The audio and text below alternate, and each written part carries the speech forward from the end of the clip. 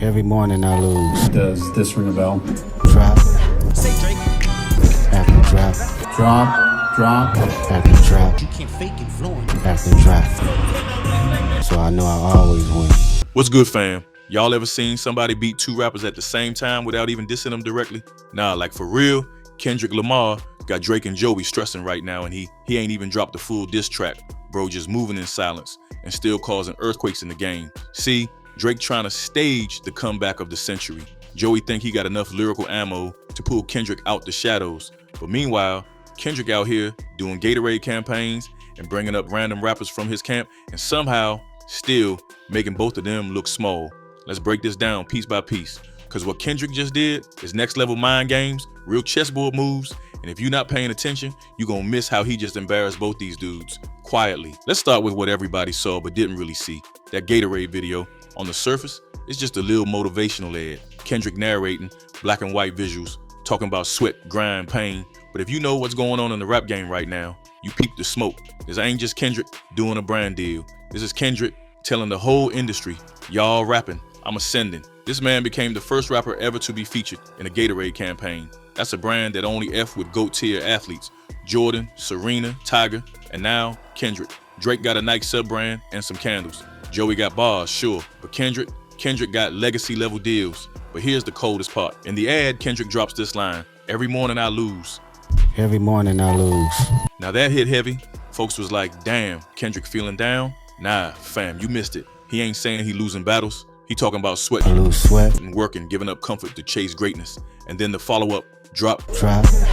after drop, After drop. after drop. Sound familiar? It should. That's Drake's infamous bar from back in the beef, the one Kendrick flipped into a death sentence. Now every time you hear drop, you don't think about Champagne Poppy no more. You think about Kendrick sweating and grinding while Drake tweeting. And that's why Kendrick don't need to yell. He make bars echo longer by being quiet. Before that Gatorade vid dropped, Kendrick posted that infamous black circle on his socials. No caption, no context, just silence. But everybody stopped what they was doing. When Kendrick posts, the whole game holds his breath, cause he don't post often.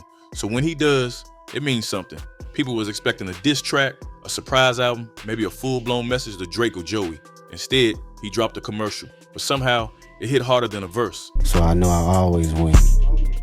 This ain't a man begging for attention. This is a man commanding it. Drake been trying to claw his way back into dominance. All the fake tough talk, all the Instagram antics, all the bars that low-key scream, please respond. And what does Kendrick do? He takes Drake's most infamous diss and turns it into a motivational slogan in a Gatorade video.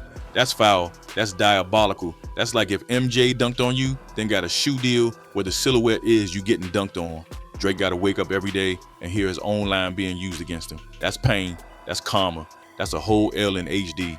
Y'all remember when folks was trying to say Kendrick and Whitney ain't cool no more, trying to start fake drama in the PgLang camp?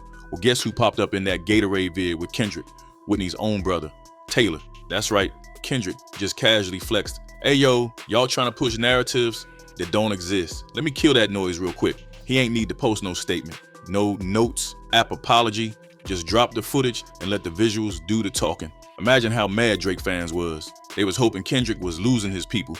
Instead, he brought them closer. Now here's where it get tactical. At the final show of the tour at SoFi Stadium, Kendrick had options. He could have brought out Roddy Ricch, Lefty, even Baby Keem again. But instead, he brought out AZ Chike. Now who's AZ Chike? He the youngin' who just got into it with Joey in a little lyrical tussle. He dropped bars, Joey dropped bars back, whole back and forth. And now Kendrick, he picked that guy to stand next to him on stage. That ain't random, that's calculated. Kendrick sending a clear message. You want me? Beat my disciples first. AZ Chike, Rayvon, Keem, they not just Kendrick features, they soldiers. And Kendrick letting them eat while he stayed posted in the shadows like a final boss. He don't need to jump into the fight until the time's right. Rayvon already said it. Kendrick gave him the green light to diss Joey. That wasn't just some freestyle, that was a mission. So Joey out here throwing haymakers at Kendrick, but Kendrick throwing back with Proxies. He really got the whole squad playing defense and offense. It's not just about bars anymore, it's about formation. It's about structure. See, if Kendrick would have clapped back already, it would have gave Joey exactly what he wanted. Instant spotlight, automatic promotion. But Kendrick making him work for it. If Joey want to go toe to toe, he gonna have to earn that response. Cause right now, Kendrick still don't see him as a worthy opponent. That's why the Black Circle wasn't a diss. That's why AZ Chike touched the SoFi stage, not Roddy. That's why Taylor popped up in the Gatorade ad. It's all part of a bigger play. And here's where it gets even crazier. Kendrick might still be holding back. Joey got an album dropping before August 30th, and everybody expecting a real diss aimed square at Kendrick. So what Kendrick doing now might just be the calm before the lyrical hurricane. You thought this first half was wild? Wait till you see how Kendrick turns Joey's album rollout into one big trap. So boom, Joey got an album coming before August 30th. Everybody and they mama know it's gonna have a Kendrick diss. You don't drop all them slick lines, throw subliminals all year, do press runs throwing shade, and not drop a full-on bomb. Joey want that attention. He want the smoke. He want to be in the ring with the king. But here's the twist. Kendrick already know. He watching. He waiting. He setting the stage, not for a response, but for a straight-up exposure. Joey think he playing offense, but Kendrick just letting him swing wild till he gas out. Kind of like when a boxer let the other dude throw every punch in the first round just to knock him out in the fourth. Bro ain't post no tweets, ain't dropped a freestyle, ain't even said Joey name, but somehow every move he makes got Joey looking smaller and smaller. Why you think Kendrick brought out AZ Chike, but not Roddy Ricch? Roddy a platinum selling star. That's easy clout, but Kendrick chose AZ Chike, the dude who was just in the trenches battling Joey, to stand next to him at the biggest show of the tour. That's not a coincidence. That's a trap. It's Kendrick saying, you fought my youngin', you couldn't finish him. Now you want me? Try harder. And when AZ Chike stood on that stage in SoFi Stadium, he wasn't just performing. He was holding up a mirror to Joey's whole campaign. Like, yo, this the dude who just checked you lyrically, and I believe in him more than the entire industry believe in you. That's cruel, that's calculated, that's classic Kendrick. Let's talk structure. Kendrick ain't just bringing up new artists, he building a whole infrastructure. PgLang ain't like OV or Dreamville, it's something else, something colder. Dreamville wanna uplift, OV wanna control, PgLang, it's a dojo. If you survive it, you become a monster. Rayvon already showing teeth, AZ Chike getting stage time, Baby Keem been MVP level since Family Ties, and Kendrick, he's sitting back coaching while still undefeated. Every youngin' he co-signing, they fighting his battles like lieutenants. And every time Joey tries to pull him out to the front lines, Kendrick send another one like, nah, you're not ready for me. Beat my squad first. That's some final boss behavior. Let's keep it a stack. Joey trying to create his control moment. That breakout diss that makes the world stop. But you can't fake that. It gotta hit the culture organically. And Kendrick, he was the moment. Still is. That's why every time he speak, even in a damn Gatorade ad, it feel bigger than music, bigger than rap. Joey might spit a crazy diss, might even trend for a couple days. But if Kendrick don't respond, if Kendrick don't flinch, it'll fade like all the other attempts before. And that's the scariest part for Joey, the thought that Kendrick might just never respond.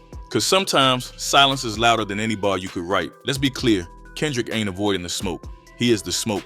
He just choosing when to let it rise. And the way he moving is making Joey and Drake look like they box in shadows while he building empires. Remember, Kendrick humiliated Drake without even saying his name. That drop after drop moment gonna haunt Drake's whole catalog. It was poetic, it was brutal, and it was subtle enough to go over casual fans' heads, but deep enough to stab through the culture. Now Joey out here trying to provoke a reaction, and Kendrick steady handing out chess pieces, not bars. He's like, oh, you diss me? Cool, here's my rookie, handle him first. That's different, that's elite. He gonna need more than bars. He gonna need a movement, a moment, a track so undeniable that even Kendrick gotta lean in. Right now, Kendrick ain't seeing that, so he chilling, but don't get it twisted. He listening, he calculating, he waiting, and the second Joey get too close to the throne, that's when Kendrick will drop a verse that bury careers. We seen it before. Ask Big Sean, ask Drake, ask anybody who thought they could get close. Here's the real kicker. Kendrick might never respond with a diss track. He might just keep doing these high-level moves and letting his team apply pressure. And by the time Joey drops his so-called biggest shot, it might already feel irrelevant. Because if the king don't reply, the war ain't official. Kendrick holding the culture in his palm right now.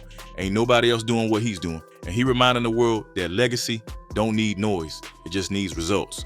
So whether he claps back with a bar or just keeps building this empire, one thing's clear. Kendrick already won. So let me know in the comments, you think Joey got a chance to break through and force Kendrick into the booth? Or is this all just Kendrick toying with his food before he go back to silence? And if Kendrick does respond, do you think it'll be a full diss or some cryptic masterpiece like he always do?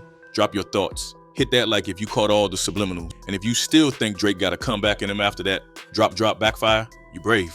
And if you ain't done yet, check out this next video. Peace.